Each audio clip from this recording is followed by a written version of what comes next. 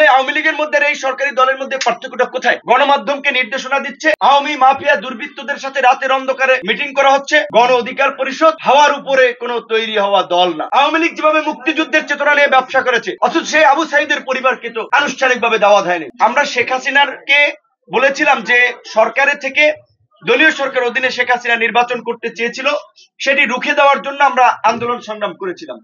কারণ সরকারের থেকে সে নির্বাচন করলে তো নির্বাচনকে প্রভাবিত করবে। এখন এই সরকারের উপদেষ্টা থেকে যদি তারা দল গঠন করে, তাহলে তো এইটা সরকারি দল হবে। তাহলে আওয়ামী লীগের মধ্যে এই সরকারি দলের মধ্যে পার্থক্যটা কোথায়? গণ অভ্যুত্থানকে যেভাবে গুটি কয়েক ব্যক্তি কেন্দ্রিক গ্লোরিফাই করা হচ্ছে, ক্রেডিট দেওয়া হচ্ছে, সেটা তো বাস্তবতা না। এই গণ অভ্যুত্থানে বিএনপি, জামাত সহ বিশেষ করে এই গণ অভ্যুত্থানের তরুণরা যে ভূমিকা রেখেছিল, 18 থেকে যারা কুসংস্কার আন্দোলন করেছিল, তাদের কথা ওইভাবে কোনো জায়গায় বলা হচ্ছে না। এখন সরকারে আছে, সরকার উপদেষ্টা হয়ে তারা সরকার, ব্যবসা বাণিজ্য সবকিছু নিয়ন্ত্রণ করছে, গণমাধ্যমকে নির্দেশনা দিচ্ছে, এইভাবে খবর দেখাবেন, এইভাবে প্রচার করবেন, তারা প্রচার করছে। আওয়ামী মাফিয়া দুর্বৃত্তদের সাথে রাতের অন্ধকারে মিটিং করা হচ্ছে, তাদেরকে পুনর্বাসনের জন্য আশ্বস্ত করা হচ্ছে। আমলাতন্ত্র থেকে শুরু করে রাজনীতি সব জায়গায়, এগুলো তো আমরা মেনে নিতে পারি না। শুধুমাত্র বিএনপি একটা বড় রাজনৈতিক দল, বিএনপির অনেক ঘটনা, দু একটি ঘটনা বাইরে আসায় আমরা শুধু বিএনপিকে সমালোচনা করছি। এই ছাত্র নেতৃবৃন্দ যা করছে, আপনারা গোয়েন্দা সংস্থার প্রতিবেদন থেকে সেটি যদি জানতে পারবেন, সেটি আপনাদের গা শিউরে উঠবে। অবশ্যই আমরা চাই তারা ভালো রাজনীতি করুক, পরিশুদ্ধ রাজনীতি করুক, কিন্তু সরকারের থেকে তো সেটি সম্ভব না। এখন একজনের দল গঠন করেছে, একজন পদত্যাগ করেছে, বাকি দুজন তো সরকারে আছে। সরকারের বিভিন্ন মন্ত্রণালয়ে ছাত্র উপদেষ্টাদের তদারকি কমিটি আছে। সরকারের সাথে কাজ করায় স্বাভাবিকভাবে 3 উপদেষ্টার একটা ভালো নেক্সাস তৈরি হয়েছে। এখন তারা যদি একজন পদত্যাগ করে, দুজন তো আছে। এবং এই আন্দোলন কেন্দ্রিক বিশেষ করে এইখানে যারা উপদেষ্টা গঠন হয়েছে, তাদের আমরা যে গত 6 মাসের ভূমিকা দেখেছি, এটা নতজানু একটা ভূমিকা। তারা ছাত্র নেতৃবৃন্দের কাছে জিম্মি ছিলেন অনেক ক্ষেত্রেই, কাজী তারাও সক্রিয়ভাবে মেরুদণ্ড উঁচু করে অনেক সিদ্ধান্ত নিতে পেরেছে, অনেক কাজ করতে পেরেছে বলে এটা আমি মনে করি না। এটা যদি করতে পারতো, তাহলে দেশের এই আজকে পরিস্থিতি 6 মাস পরে এরকম হতো না। এবং 6 মাস পরে সেনা প্রধানের বলা লাগতো না পাবলিকলি, এনাফ ইজ এনাফ।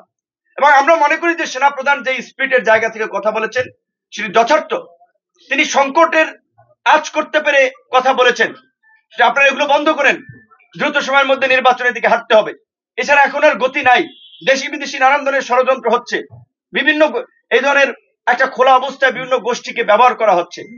মনে করি যে তাদের সরকার থেকে বেরিয়ে একটা সংগ্রামের মধ্যে দিয়ে গণ অধিকার পরিষদের তরুণরা যেভাবে 7-8 বছর উঠেছে, সেইভাবে তৈরি হওয়া দরকার। এখন তারা যদি, আমরা যেটা আওয়ামী লীগের আমলে বলেছিলাম না, আমাদেরকে কোটি কোটি টাকার অফার দেওয়া হয়েছে, সিটের অফার দেওয়া হয়েছিল, আমরা যাইনি সেখানে। যখন ওই জেনারেল ইব্রাহিম সাহেব কিংবা আপনার ওই শাহজাহান ওমরের মতো লোকেরা গিয়েছে, তখন আমরা বলেছিলাম যে শেখ হাসিনার সরকার রাজনীতিতে কোরবানির গরু, কোরবানির পশুর মতো কেনা বেচা করছে। এখনো তো তাই দেখছি। অনেক মানুষকে, যে আমাদের দুজন নেতা বা 2-1 কথা বললেন, আরে তরুণ ছেলেকে যদি অফার দেওয়া হয়, তুমি ডিসি অফিসে সব তোমার অ্যাক্সেসে চলবে, তুমি কাজকর্ম করবা, তোমাকে এমপি বানানো হবে, 2-4 কোটি টাকা দিয়ে হবে, তুমি আমাদের সাথে আসো, সরকারের পক্ষ থেকে যদি এই অফার দেওয়া হয়, তাহলে তো তারা যাবে। যারা গিয়েছে তারা আবার ফিরে আসবে। অতীতেও যারা গিয়েছে তারা অনেক এসেছে। গণ অধিকার পরিষদ হাওয়ার উপরে কোনো তৈরি হওয়া দল না। রাজপথের ধারাবাহিক আন্দোলন সংগ্রামের মধ্যে দিয়ে জন আকাঙ্ক্ষার ভিত্তিতে তৈরি হওয়া দল। আওয়ামী লীগ যেভাবে মুক্তিযুদ্ধের চেতনা নিয়ে ব্যবসা করেছে, এই গণ অভ্যুত্থানের ঠিকাদার দাবি করা কতিপয় ছাত্র নেতা এবং 2-4 জন ব্যক্তি সংগঠন, তারা তাদের এই চেতনা বা চেতনার ব্যবসা করেছে। তারা গণ অভ্যুত্থান আকাঙ্ক্ষার দল করবে, ভুক্তভোগী পরিবারকে নিয়ে দল করবে। বিএনপি অলরেডি তো একটা দল, এই দলে তো তাদের অনেক স্যাক্রিফাইস হয়েছে। জামাত অলরেডি একটা দল, সিপিবি একটা দল, গণসংহতি আন্দোলন একটা দল, গণ অধিকার পরিষদ একটা দল। যেই কারণে এই গণ অভ্যুত্থানের সবচেয়ে আইকনিক ফিগার, টার্নিং পয়েন্ট ছিল সত্যিকার অর্থেই এটি যদিও গর্বের, অহংকারের, আবার দুঃখের, যে আবু সাইদের বীরত্বপূর্ণ আত্মত্যাগ। অথচ সেই আবু সাইদের পরিবারকে তো আনুষ্ঠানিকভাবে দাওয়াত হয়নি। যদি তারা গণ অভ্যুত্থানের চেতনা ধারণ করত, তাহলে ওই মঞ্চে এই শহীদ পরিবারকেই তারা প্রাধান্য দিয়ে সামনে রাখতে পারতো। শুধু আবু সাইদের পরিবার না, এই পিজি হসপিটাল থেকে কয়েকদিন পর পর আহতরা যমুনার গেটের সামনে আসেন, প্রেস ক্লাবের সামনে আসেন, যে তাদের সুচিকিৎসার দাবিতে। তারা গণ অভ্যুত্থানের এই আহতদের তালিকা নিয়েও যে 9-6 স্বজনপ্রীতি করেছে, তাদের রাজনীতি করবে, তাদেরকে একটা ভালো ক্রাইটেরিয়া, তাদেরকে বিদেশ পাঠানোর প্রাধান্য দেওয়া, যারা তাদের কথা শুনছে না, তাদের রাজনীতিতে যুক্ত হচ্ছে না, তাদেরকে প্রাধান্য দেওয়া হচ্ছে না। এই ঘটনাগুলো আপনারা খোঁজ নেন। এখন তাদের অনেকের ফেসবুক ফলোয়ার আছে, আন্দোলনের কারণে একটা হাইপে ফিগার হয়েছে। এখন তাই বলে আপনারা ভাবছেন যে তাদের বিরুদ্ধে নিউজ করাও ডিফিকাল্ট, বলাও ডিফিকাল্ট না। আপনাদেরকে সত্য উন্মোচন করতে হবে। গণমাধ্যমের শক্তি অনেক, গণমাধ্যমকে আজকে স্বাধীনভাবে কাজ করতে হবে। কয়েকদিন আগে যদিও আমরা দেখেছি বিভিন্ন গণমাধ্যম হাউসে লিস্ট ধরিয়ে দেওয়া হয়েছে, অমুককে চাকরিচ্যুত করেন, অমুকে এই তমুকে এই, এইটা করার কে? যারা এই যে লিস্ট ধরিয়ে দিয়েছে।